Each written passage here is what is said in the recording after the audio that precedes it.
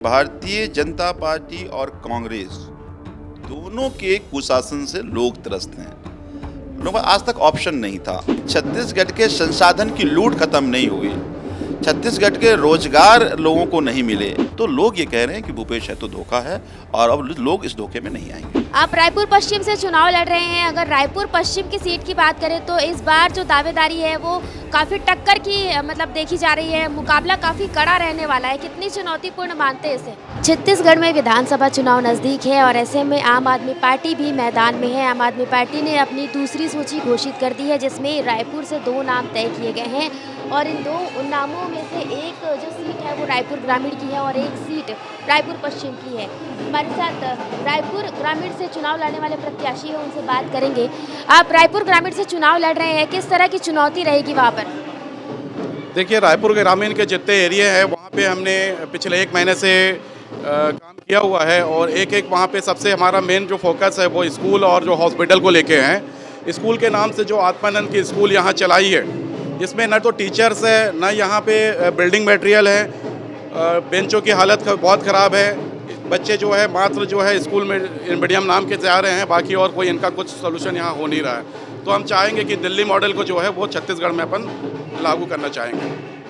आप दिल्ली मॉडल की बात कर रहे हैं, लेकिन स्वामी आत्मानंद स्कूल के तौर पर तो यहाँ पर भी स्कूल खोले गए हैं दिल्ली मॉडल की तर्ज पर ही।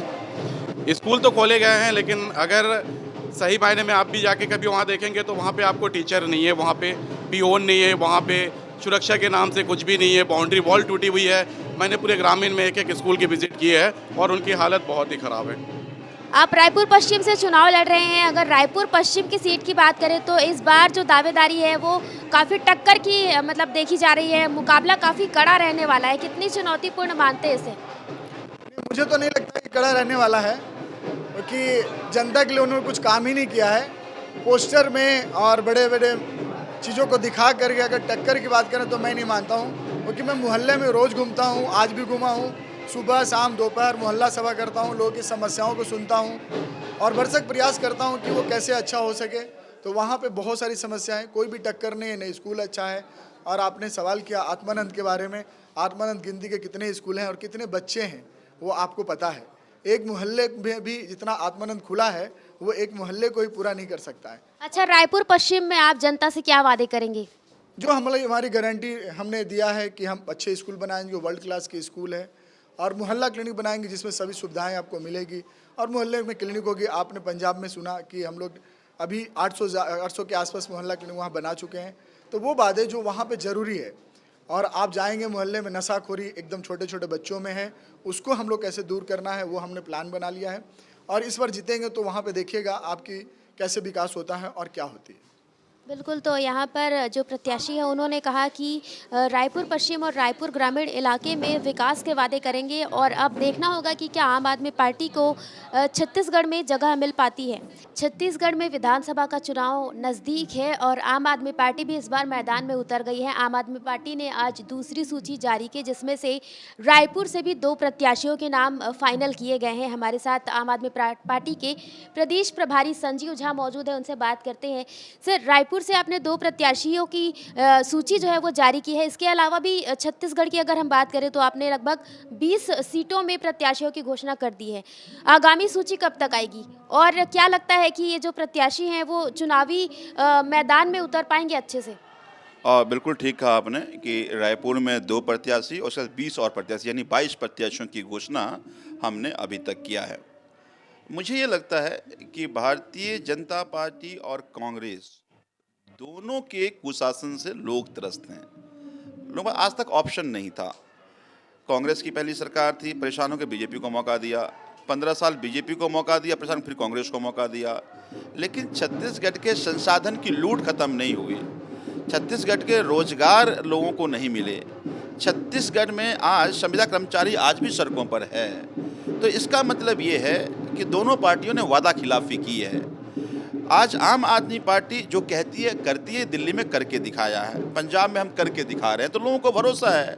भाई भूपेश बघेल जी ने कहा था संविदा कर्मचारी को हम पक्के करेंगे, 5 साल हो गए, आज वो धरने में बैठे, उनको लाठी डंडे मारे जा रहे हैं। हमने पंजाब में वादा किया था 1 साल के अंदर हमने 32,000 संविदा कर्मचारी को हमने पक्की नौकरी दी। तो इसका मतलब ये है कि संविदा कर्मचारी को पक्की नौकरी केवल आम आदमी पार्टी दे सकती है। अगर सरकारी स्कूल के बच्चे मेडिकल इंजीनियरिंग करें, वो केवल दिल्ली से आम आदमी पार्टी सरकार स्कूल बना सकती है ऐसा। अच्छे स्वास्थ्य की सुविधा मोहल्ला क्लिनिक केवल आम आदमी पार्टी अच्छी बना सकती है। तो वो भरोसा लोगों का है। आज मैं देख रहा हूँ, मुझे किसी पत्रकार ने ही कहा कि भाई परिवर्तन यात्रा निकाल रही है भाजपा। किस बात का परिवर्तन? जो आप ये कह रहे हैं कि हमने जब 4-15 साल किया, अब उस हमारा हृदय परिवर्तित हो गया, हम नहीं करेंगे। आज प्रधानमंत्री जगदलपुर में हैं, नगर नार को हम अदानी के हाथ में दे रहे हैं। तो क्या कैसे लोगों को ना लगे कि अगर बीजेपी सरकार आ जाएगी तो एक ही आदमी को सारे संसाधन अधिकार होगा, वो अदानी का, यहाँ की जनता का नहीं होगा। नगर नार का प्रोजेक्ट यहाँ की जनता का था, आपने अदानी को दे दिया। तो कल यहाँ के संसाधन यहाँ की जनता से छीनकर आप अदानी को देंगे, लोग कैसे भरोसा करें? भूपेश जी कहते हैं कि भरोसे यात्रा निकाल रहे हैं। किस बात का भरोसा भाई? आपने कहा था सिर्फ जंगल नहीं कटेगा, आज जंगल काटे जा रहे हैं। आपने कहा था रोजगार के अवसर देंगे, आज रोजगार सड़क पर है। आपने कहा था संविदा कर्मचारी को हम पक्का करेंगे, आज वो सड़कों पर है। तो आपने तो धोखा दिया, भरोसा कहाँ? तो लोग ये कह रहे हैं कि भूपेश है तो धोखा है, और अब लोग इस धोखे में नहीं आएंगे। अच्छा, अगर सूची की बात करें तो और कितनी सूचियां आ सकती हैं, और क्या पूरे 90 विधानसभा क्षेत्र में आप लोग प्रत्याशी उतार रहे हैं? बिल्कुल, हम 90 के 90 विधानसभा में प्रत्याशियों की घोषणा करेंगे। जैसे जैसे हमारे पास प्रत्याशियों की लिस्ट फाइनल होती जाएगी, हम घोषणा करते जाएंगे। हम पूरी मजबूती से छत्तीसगढ़ सभी सीटों पर चुनाव लड़ेंगे। अच्छा, आप कोई दावा कर सकते हैं कि सीटों को लेकर, जैसे कि अगर हम बीजेपी की बात करें तो बीजेपी कहती है कि इस बार 70 प्लस सीटों पर बीजेपी जो है वो जीत हासिल करेगी, कांग्रेस का भी यही कहना है। तो आप क्या कहते हैं कि कितनी सीटों पर आम आदमी पार्टी जीत हासिल कर सकती है?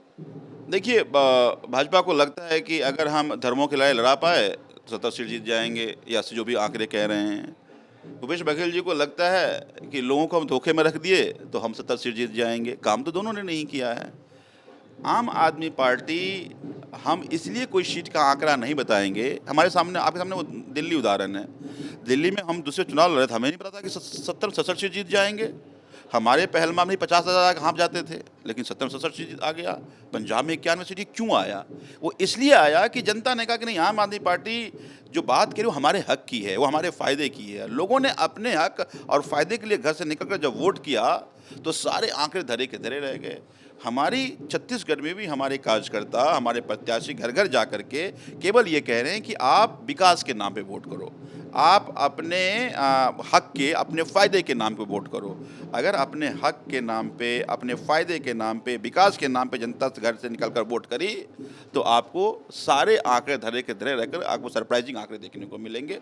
और मुझे उम्मीद है कि इस बार लोग अपने फ़ायदे के लिए वोट करने निकलेंगे।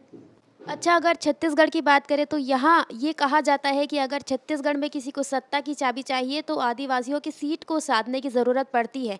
तो आम आदमी पार्टी की अगर हम बात करें तो आदिवासी अंचलों में ज़्यादातर सक्रिय नहीं दिख रही है। हालांकि केजरीवाल जी आए थे, उन्होंने सभा भी की थी, लेकिन अगर हम सक्रियता की बात करें तो थोड़ी सी कम नज़र आ रही है। देखिए, आपने बिल्कुल ठीक कहा कि जगदलपुर में अरविंद केजरीवाल जी की रैली थी और लाखों की संख्या में लोग आए थे और अपने आप चल करके आए थे, क्योंकि उनको लगता था कि अरविंद केजरीवाल ही बस्तर के हालात को बदला जा सकता है।